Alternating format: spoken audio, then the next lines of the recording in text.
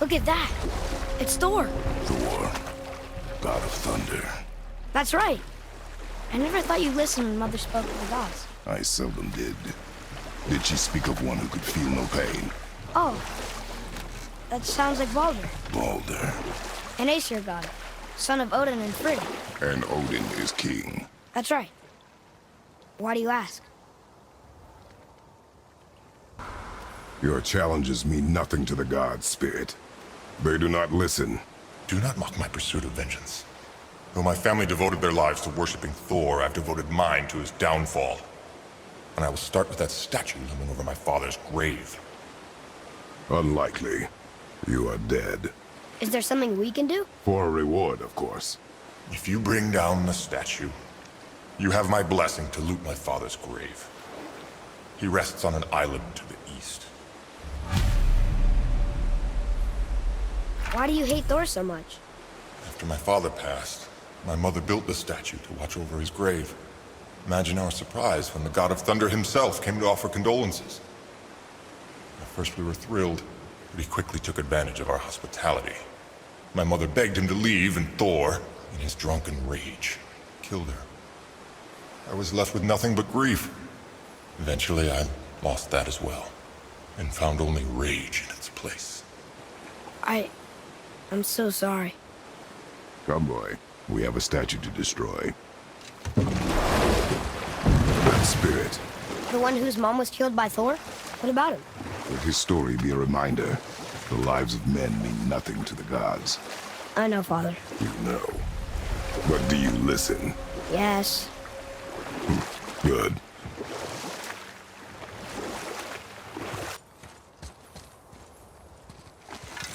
His father's grave. Find anything good?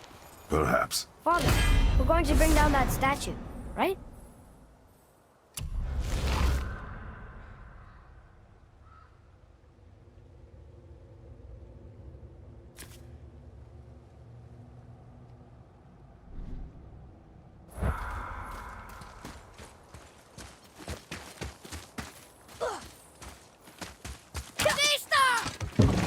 We're really just going to loot his grave and leave?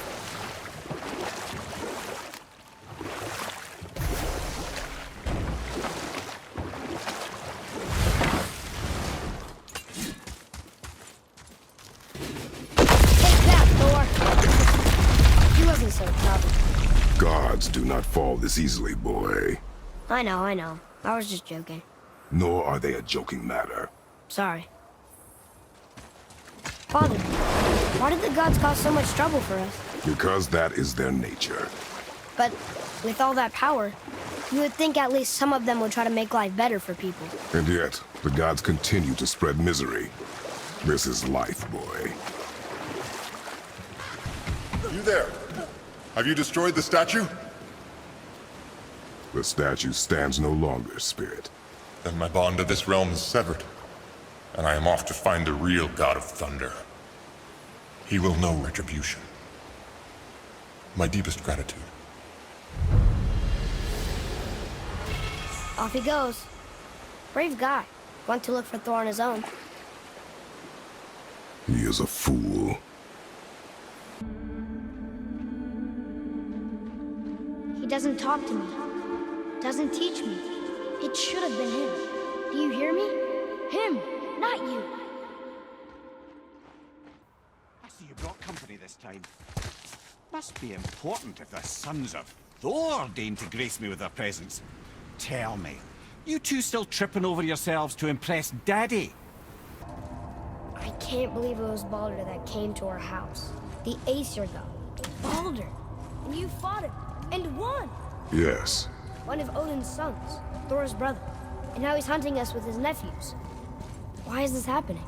If we can raise the head, you can ask him. Okay. Who are those two men with Baldur? Are they really the sons of Thor? Aye, Magni and Modi. Two bigger twits you won't likely find in the halls of Asgard. They'll do anything their uncle puts them up to. We are fools. Well, dangerous fools, to be sure. When they work together, they're formidable. But too often it's a petty competition. Incredibly strong, even as children. I remember the time Hrungnir the Brawler fell upon Thor. Another time, Ed. Aw. tell you the story of Hrungnir, the brawler. The real story. There was a huge battle, right? His shrine had him in the middle, fighting off Aesir. A pretty story, but no. Hrungnir, you see, was born with neither head nor heart, so the giants had to complete him with stone. He was strong, to be sure, but also a perfect simpleton. Odin met him wandering in Midgard one day, found him so amusing, so harmless, so gullible, that he invites him back to his palace in Asgard. There he gives Hrungnir his fill of mead, and goads him into all manner of boasts and antics, all for the amusement of the court. I was there. I saw the Aesir laugh as Hrungnir leapt upon his shield and swore he'd kill us all and take our womenfolk back to Jotunheim. Then Thor shows up. And does he laugh? Oh no. Thor takes one look at the drunken stone buffoon and brings down Mjolnir on his head so hard that he's got chunks of Hrungnir in his own skull to this day. Thor is so startled by the face full of rock, he doesn't notice Hrungnir's body topple right onto him with a sickening crunch. And again, the roars of laughter echo through the palace halls. That's an awful story, Mimir. Nothing like the ones Mother told me. Let that be a lesson, my son. Truth is seldom so pretty as myth and legend. Mimir, you never told us what Magni and Modi had to do with Hrungnir. Oh yes! Well, what happened after Hrungnir fell slain upon Thor was that nobody in the court could get the stone body off of him. Thor was no use at this point. His brain rattled, his breath shallow, but none of Odin's men were nearly strong enough to help. Then enter little Magni and Modi, no taller than shrubs. And while nobody but myself was looking, they flipped over Hrungnir's corpse and freed their father. Magni, being the blonder, got all the credit, and Modi remained bitter about it from that day to the end, which I don't need to tell you about. Fucking hate it. How do we know they're evil? Because that hammer didn't fall on its own. Well, if we find them, I'll get the kid, right? What is the matter with you? I smell a dwarf. Find him. Father, Not now. those were the guys we saw with Baldur. His nephews?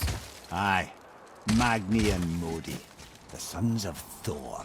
Mother always said the Aesir were the worst of gods, and Thor was the worst of the Aesir. Guess he's a terrible father, too. They are no longer children.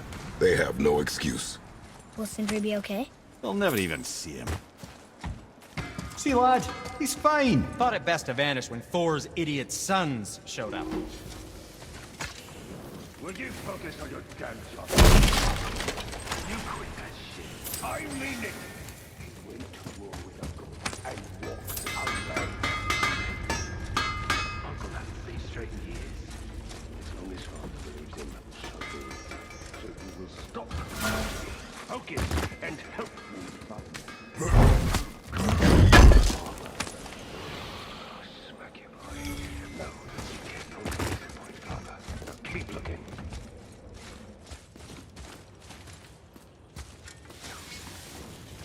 Those men, what do you know of them? First, they're not men, they're gods. Well, demigods. Anyway, let's see. Thor's their dad, different moms, sordid story that one. Baldur's their uncle, Odin, dear old grandpa. Oh, and a sister named... Weapons. How do they fight? Oh, of course. Magni's strong. Really strong. Carries a huge sword hardened by cyclonic thunder. And Modi? Ugh. I'd sooner lick a rat than shake that dung heap's hand. His mace and shields are just a cheap knockoff of my elegant work on their dad's hammer. Best to follow my lead and avoid, but who am I talking to? Hurry, brother. We may get a piece of the chisel and be gone before they even notice. Uh-oh. Yeah. Boy, Surrender. The All-Father demands it. no. Good. This fight is mine, boy. Go. And where do you think you're going? Oh no, brother. The little freak's got a bow. What are we gonna do? That must have been some horde who made it the last timbers. I'll kill you!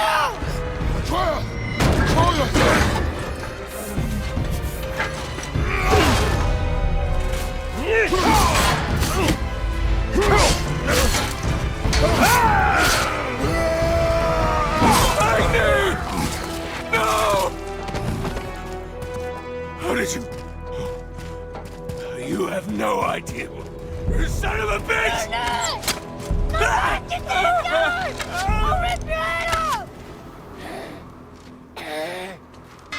Hey, did you hear? Magni, the Aesir god, son of Thor, dead! I know! Now Modi's on a rampage across Midgard, looking for the killer, swearing that once he finds him, he'll... Oh shit, that was you guys. We should probably discuss that more quietly. Or not at all. I think that's a great plan.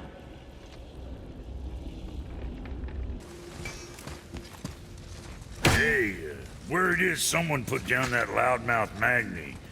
Wouldn't know anything about that, would you? Would that be a good thing or a bad thing? Bad thing for you when his daddy finds out. But one less Aesir farting around suits me just fine. In fact, next upgrade is on the house. Really? No. Wow. Do you smell something? Yeah, I do. Smells like... rain?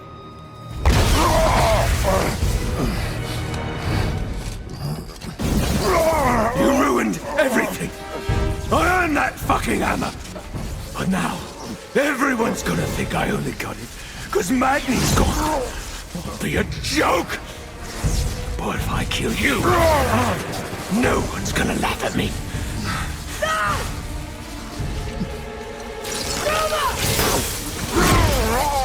Oh, are you dumb? That your father's doing? Or did you get it from your mum? She's stupid and ugly. Shut up!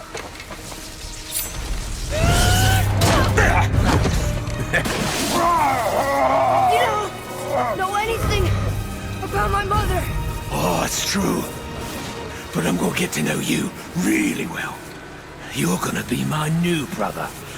Right after I finish killing your father!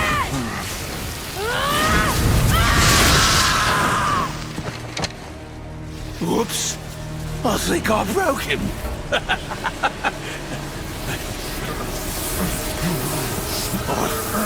No. Stay back!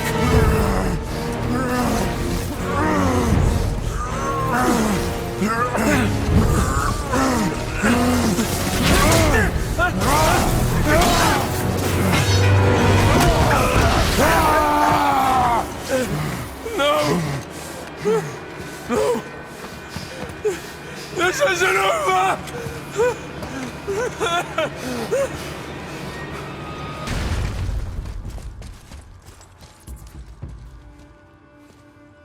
Thor! Blame me. Me! For what you did to Magni. My own father called me a coward. Looks like he did more than that. Move it, or we'll pick up where he left off. I'll kill you.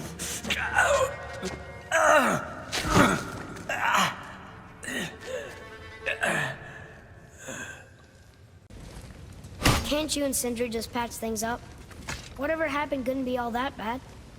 You're family. Now don't be lecturing me about family. I ain't the one what forgot what our name stood for. What we made, the weapons we made were legendary across 9 realms for more years than I can count. You just don't throw that away on account of one bad... One bad what? One bad nothing. Ain't you got somewhere to be? So Mimir. Seemed like maybe you know Brock and Sindri. Oh, the Huldra brothers. Well, who doesn't? They're quite famous, or infamous, depending on your point of view. They crafted Mjolnir, you see. Thor's hammer? The Aesir's greatest murder weapon, the bane of giant kind. They made Thor's hammer? I didn't think they'd like the Aesir. Oh, I should say not. But this was long ago, and they were eager to make a name for themselves. Rather overdid it with that one, methinks.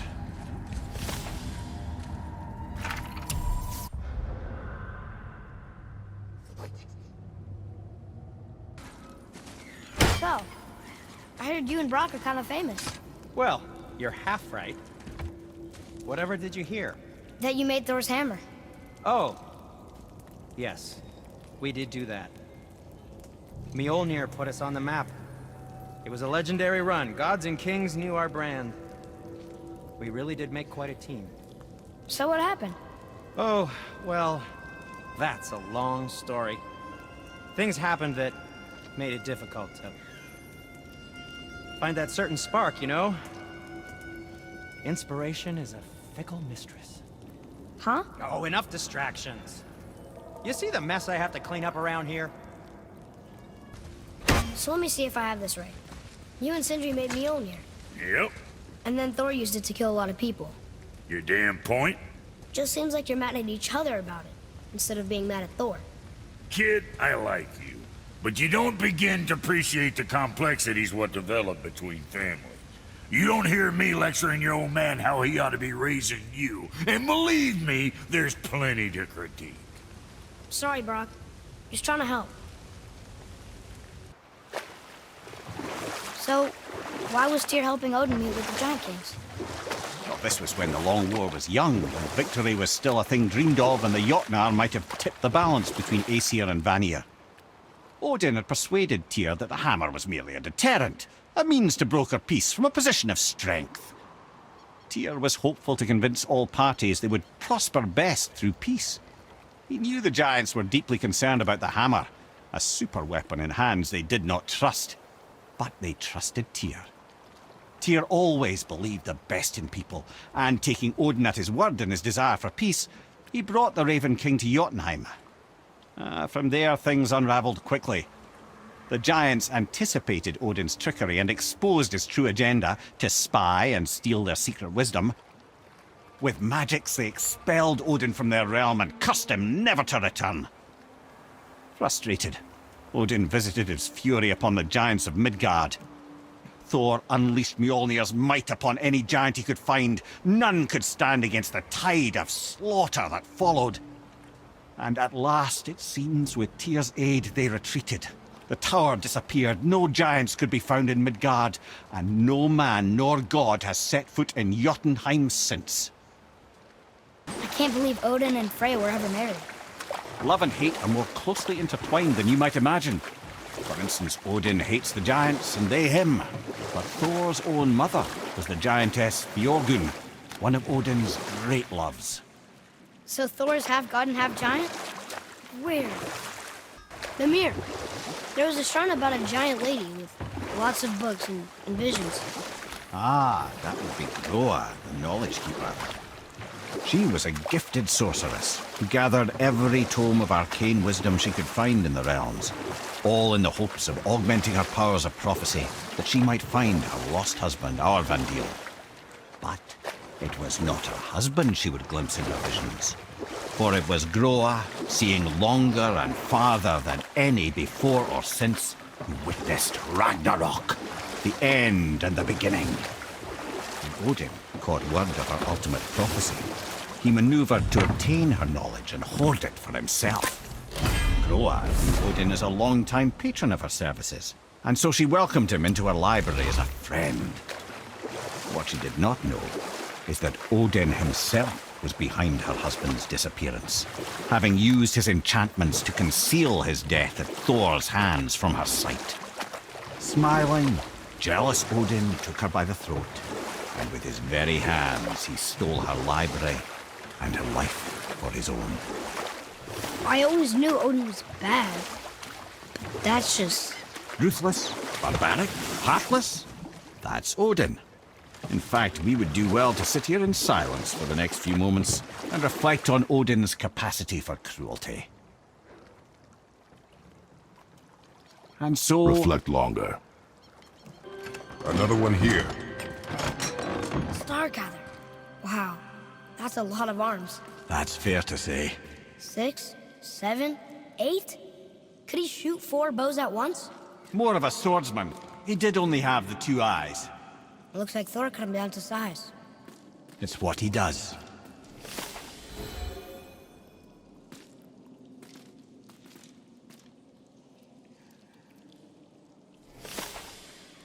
Okay.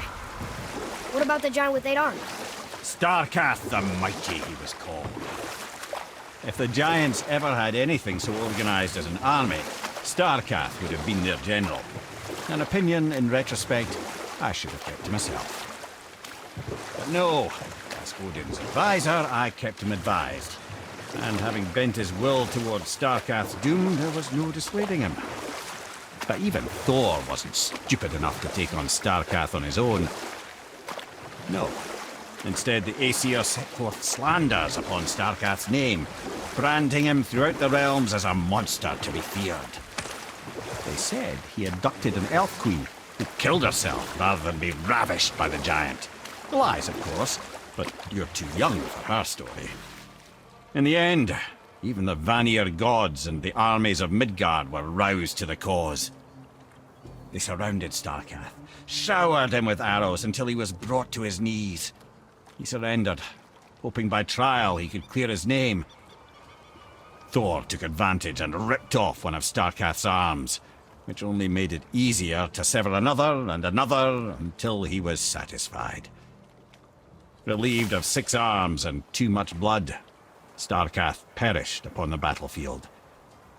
I regret it to this day, you know. I told myself there was nothing I could do, but I wish I'd tried. Look here. Another. This one is Thrym, a frost giant king. Correct. A cunning one as well. Is that Mjolnir? Did he steal Thor's hammer? Aye, for a time. A lot of these seem to end with Thor killing them. Imagine that.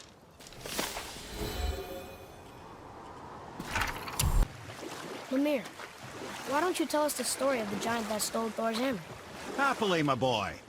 It involves your friend Freya, too, though I don't expect it's one she'd enjoy being reminded of. The giant was called Thrym, and he proved cunning enough to make off with Mjolnir while the Thunder Lummox slept. Sadly for Thrym, he didn't always think with his brain. Though he had robbed the greatest giant killer of his greatest weapon, he offered to trade it back to the Aesir in exchange for Freya as his bride. Now, at this point, Freya was married to Odin, and Odin, frankly, would have traded her for a sufficiently strong mead, but he saw an opportunity here. Thrym's palace was in Jotunheim, and only giants know the way. By agreeing to the marriage, they'd have to escort Freya back to their realm.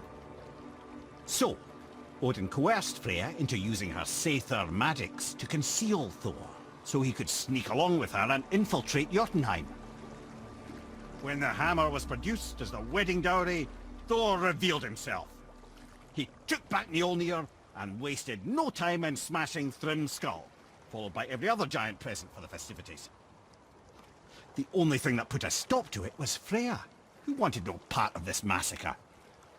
She cast a powerful spell that hurtled them both out of Jotunheim with no means of return. Odin was livid, hoping that Thor's foothold in Jotunheim would become his own. And oh, would he ever revenge himself upon Freya? What is the point of this story, Head? Well, for Thrym, the lesson would be to keep his priorities straight. For Freya, it's that doing good has a price. For Thor, it's that no object of power makes you what you are. And if what you are is the biggest butchering bastard in the 9 realms, nobody can take that away from you. There was a giant once named Thamur. A very giant, who, despite his mountainous size, was without question the greatest stonemason this world had ever seen. Proud Thamur hoped to one day pass his vast knowledge on to his son. But young Hrimthur had the heart of a warrior. Perhaps the father had too much fear in him, or the son too little. Either way, a quarrel of theirs spiraled out of control, and the overworked stonemason, BONK! Struck his son. Thor ran off into the night.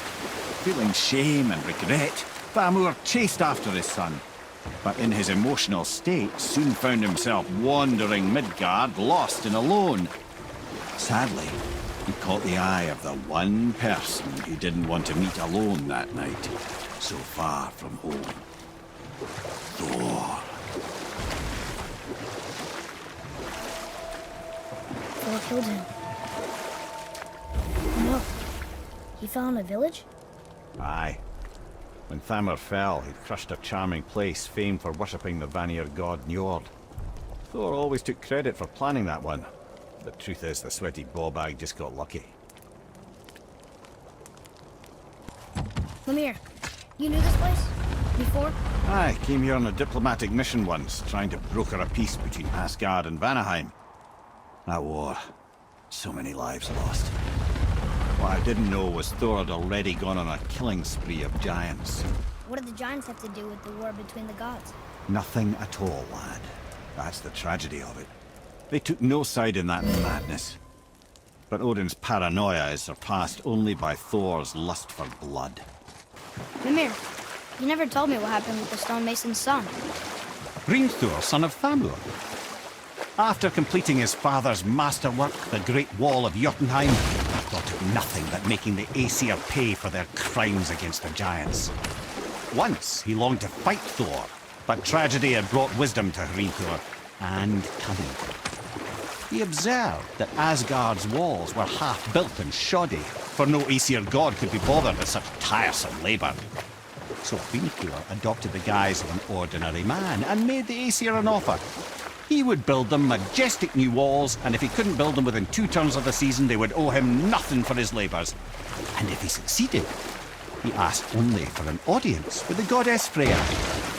Odin agreed, knowing the task was impossible, but intrigued by the stranger. Thor made short work of it, of course. He had the benefit of his father's training and the aid of a magical stallion for fetching stones. Odin was not happy to find himself on the losing end of the wager, but he seemed to uphold his end of the bargain.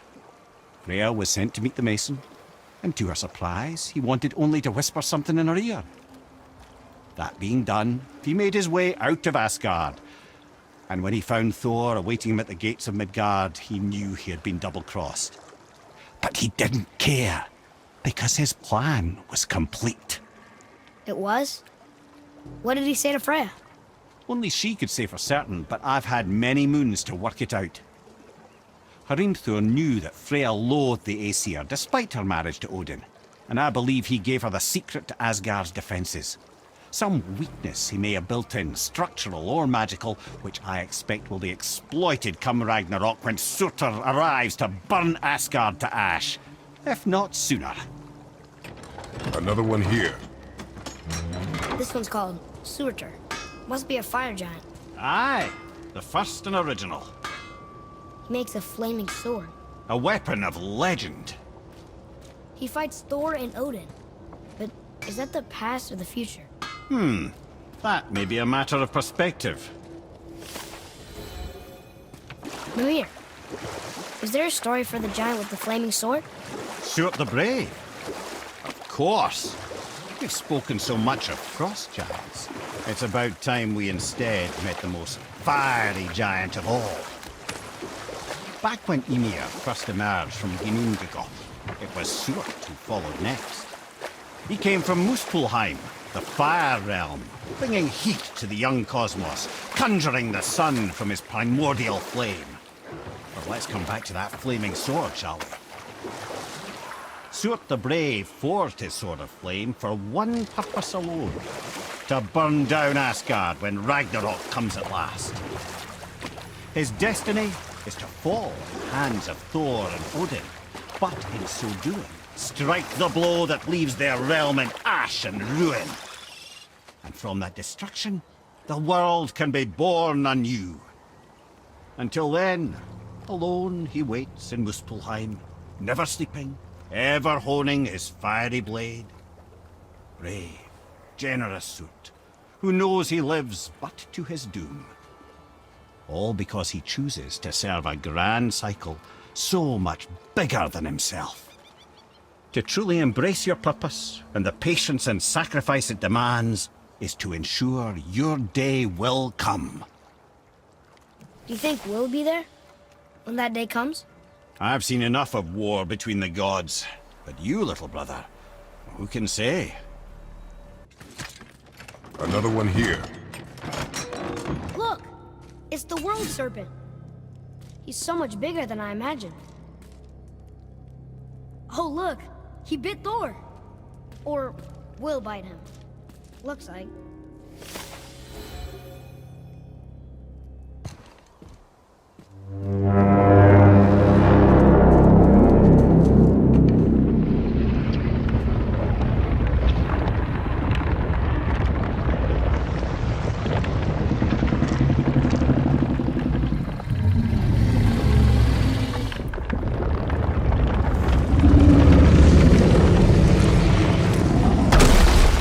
Why is he doing that? Odin had that statue made in honor of Thor. And seeing as the world serpent absolutely abhors the fat dauber, he was probably sick of looking at it. But doesn't that hurt? Well, he and Thor have a bit of an unpleasant history between them. Or they will, anyway. So I guess waking up to see it was worse than the thought of lumps of solid stone passing through his gullet. You want me to ask him? No. Our only concern is Jotunheim.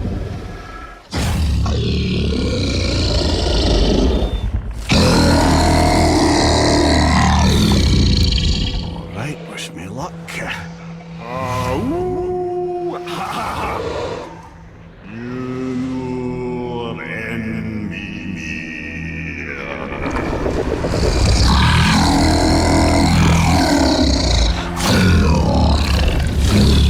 I've still got it, lads. He remembers me. Why you? Oh no, that's not right. Mokuno Huntunku.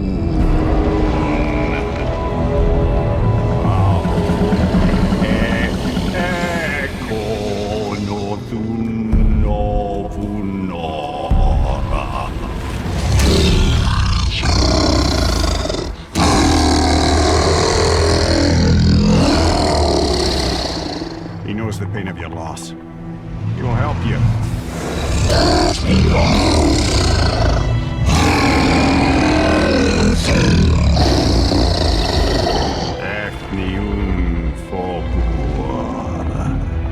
Curious. What is it? Oh, nothing to be concerned about. Amir, what else did the serpent tell you when you spoke? Kinda sounded important. I'm sure it's nothing. He just said the boy seemed familiar to him. Me? That's impossible. Oh, I quite agree. Unless, perhaps, he refers to something yet to be. It is said that when Jormungandr and Thor battle at Ragnarok, their clash so violently shakes the Tree of Life that it splinters, casting the serpent backward through time, even before his own birth. What? That is madness. Well, I did say not to concern yourself. Before we return to Midgard, I should warn you. More time has passed than you likely realize. The snowfall that began when you slew Baldur has become something else. Stuff of omens. Omens for the coming of winter. Not just any winter, but a great winter to span 3 summers. And when it's done, Ragnarok begins. Ragnarok from snow. Aye, snow. Lots more snow. And then the end of the bloody world, in that approximate order. Another prophecy. No, brother. Prophecy doesn't expect this for 100 more winters at least. You've changed something. Prophecy didn't count on you.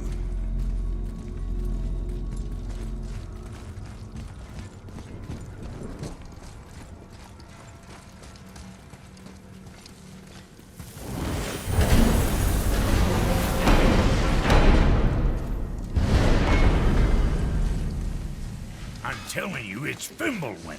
I can feel it in my scrotum. This is the big one. Stop saying that. Oh, you're making me very nervous. It was bound to snow sooner or later. That ain't just snow, and you know it. It's the end times. How dare you make me the voice of reason? Guys? Just discussing the weather. Bit of a cold snap lately.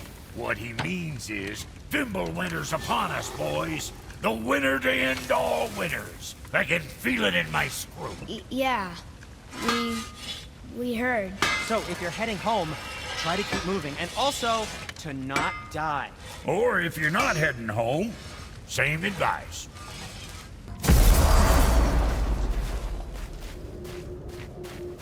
We're finally home. Feels like a lifetime ago. Bit drafty, maybe. It's a right improvement over having tree bark in your Tadger.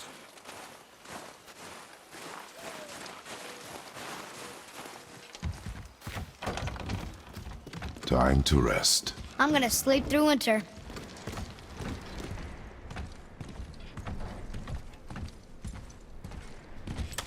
Okay, this'll do. Sleep. Way ahead of you.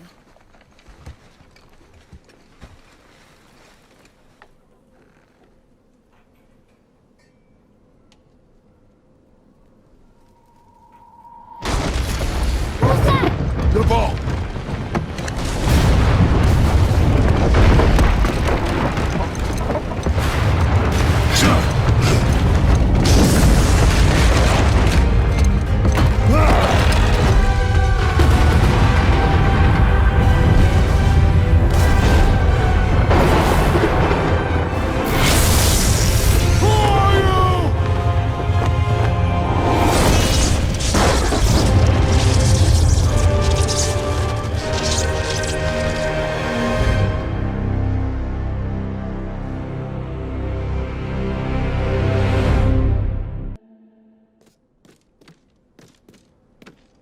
Atreus, are you ready?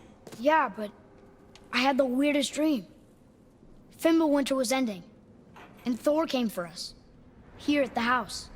It was only a dream. But it felt different. It felt real. It felt like the future. Then we will worry about it tomorrow. Today, there are still things we can do. Come,